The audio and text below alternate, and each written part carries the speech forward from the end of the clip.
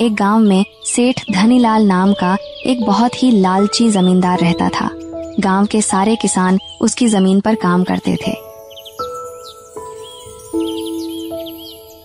सेठ धनीलाल हमेशा किसानों से छल कपट कर उनका हिस्सा छीन लिया करता था। गांव के सभी किसान उससे बहुत परेशान थे, लेकिन मजबूरी में उन्हें उसकी शर्तें माननी पड़ती थीं। इन किसानों को भी क्या जिंदगी मिली है। दिन रात मेहनत करते हैं सिर्फ 2 वक्त की रोटी के लिए, और हम बस कुछ आदेश देकर आराम से रहते हैं। असली जिंदगी तो हमारी है। बिल्कुल सही कहा सेठ जी, आप तो इस गांव के राजा हो। सभी किसान आपकी मुट्ठी में हैं। जितना चाहो उनसे काम करा लो और बदले में जो भी देना हो दे दो। छोटू, ये किसान बड़े भोले होते हैं। बस थोड़ी सी लालच दिखा दो और ये खुद ब खुद हमारे जाल में फंस जाते हैं। ठेके पर जमीन देकर मैं इनसे दोहरी फसल वसूल लेता हूँ और बेचारे सोचते हैं कि मैंने उन पर बड़ा एहसान कर दिया। आपकी ये चालाकी तो कमाल की है सेठ जी। किसानों की मेहनत का सारा फल आपके घर आता है और वो बेचारे हाथ मलते रह जाते हैं। हाँ छोटू, और इस बार तो मैं कुछ नया सोच रहा हूँ। इन किसानों से फसल का वो हिस्सा मांगूंगा जो उनके लिए सबसे अहम होता है। देखता हूँ कैसे बचते हैं ये मेरे जाल से। उसी गांव में रघु नाम का एक किसान रहता था। वह मेहनती और ईमानदार था। उसके पास एक छोटी सी जमीन थी जिस पर वह खेती करता था और अपने परिवार का गुजर बसर करता था। पिछले साल की फसल से भी कुछ खास बचत नहीं हुई। घर का खर्च भी मुश्किल से निकल रहा है। अगर इस साल भी कुछ नहीं हुआ तो कैसे चलेगा। लगता है सेठ धनीलाल से ज़मीन किराए पर लेकर खेती करनी पड़ेगी। लेकिन सुना है वो इस बार कुछ नई शर्तें लगा रहा है। फिर रघु सेठ के घर की ओर चल देता है।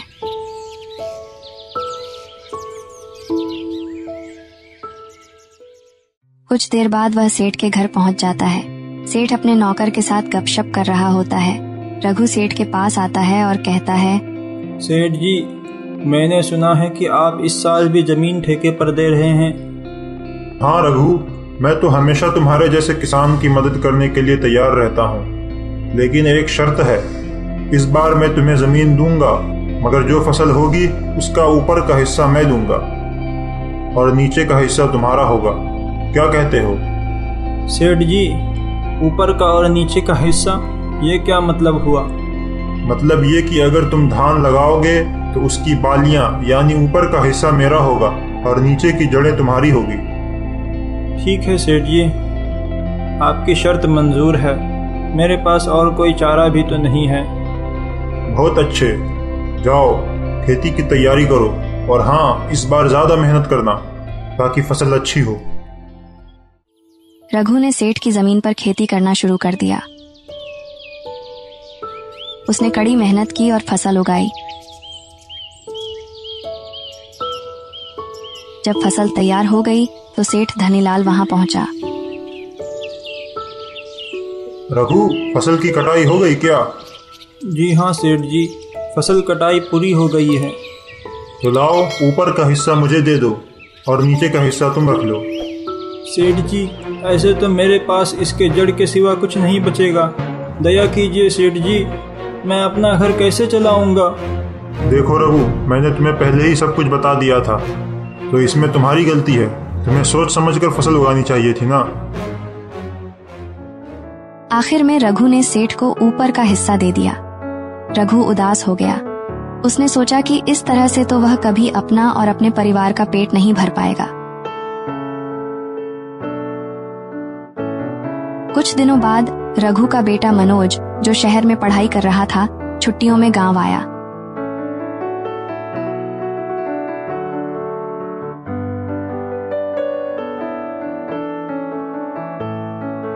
उसने अपने पिता की हालत देखी और बहुत दुखी हुआ।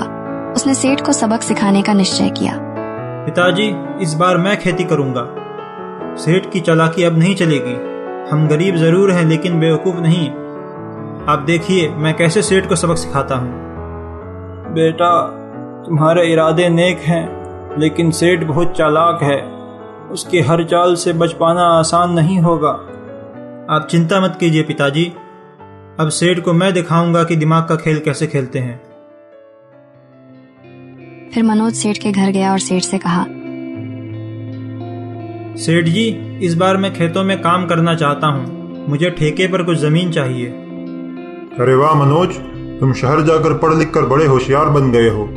लेकिन याद रखना, खेत और खेती का असली खेल हम जैसे लोग ही जानते हैं। आप बिल्कुल सही कह रहे हैं सेठ जी, लेकिन आखिर मैं भी किसान का बेटा हूँ और किसानी मेरे खून में है। आप जो भी शर्तें रखेंगे मैं उसे मानने को तैयार हूँ। ठीक है, सुन लो मेरी शर्त। इस बार भी फसल का ऊपर का हिस्सा मैं लूंगा और तुम नीचे का हिस्सा लोगे। क्या कहते हो? बिल्कुल मंजूर है सेठ जी, जैसा आप कहें। फिर मनोज घर आ जाता है। उधर सेठ मन ही मन खुश होता है कि उसने मनोज को भी बेवकूफ बना दिया। अगली सुबह मनोज खेती करने के लिए खेत की ओर निकल जाता है। मनोज ने अपनी चतुराई दिखाते हुए आलू की फसल लगाई। कुछ महीनों बाद जब फसल तैयार हो गई तो उसने आलू की कटाई शुरू कर दी। चलो छोटू, देखता हूँ इस बार मनोज की खेती कैसी हुई है। मैंने जो शर्त रखी थी उससे तो ये लड़का कहीं का नहीं रहेगा। सेठ और छोटू मनोज के खेत की ओर निकल जाते हैं।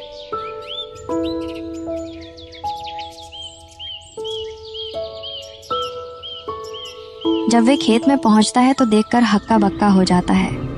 ये क्या है? इसने धान की जगह आलू की फसल लगाई है। आइए सेठ जी, आपने शर्त रखी थी कि ऊपर का हिस्सा आपका और नीचे का हिस्सा मेरा होगा, तो आप ऊपर की सूखी पत्तियां ले जाइए और मैं नीचे के आलू ले जाऊंगा। तुमने मुझे बेवकूफ बनाया है।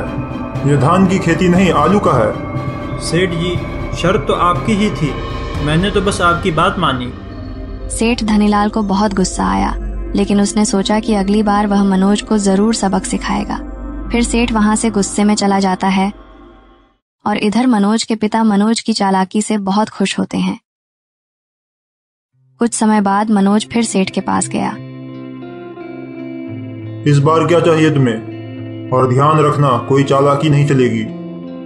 सेठ जी, मुझे इस बार भी आपकी जमीन ठेके पर चाहिए। आपकी जो भी शर्तें होंगी मैं मानने को तैयार हूँ। ठीक है, इस बार मैं नीचे का और ऊपर का हिस्सा लूंगा, बीच का हिस्सा तुम्हारा होगा। बोलो, मंजूर है? बिल्कुल मंजूर है सेठ जी, जैसा आप कहें। फिर मनोज वहां से चला जाता है। सेठ जी, इस बार तो आपने बहुत बढ़िया शर्त रखी है। ऊपर और नीचे का हिस्सा आपका और बीच का मनोज का। देखते हैं कैसे बचता है इस बार।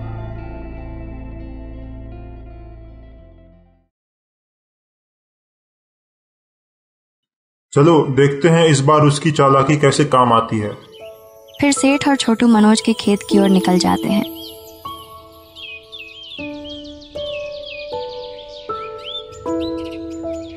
और जैसे ही वे खेत में पहुंचते हैं तो देखकर चौंक जाते हैं। सेठ जी, इस बार भी ये लड़का हमसे आगे निकल गया। देखिए, इसने गन्ने की फसल लगाई है। आइए सेठ जी, आइए। आपने कहा था कि ऊपर और नीचे का हिस्सा आपका होगा और बीच का मेरा होगा, तो ये गन्ने का रसदार बीच का हिस्सा मैं लेकर जाता हूँ और आप ऊपर की सूखी पत्तियाँ और नीचे की जड़ें लेते जाइए।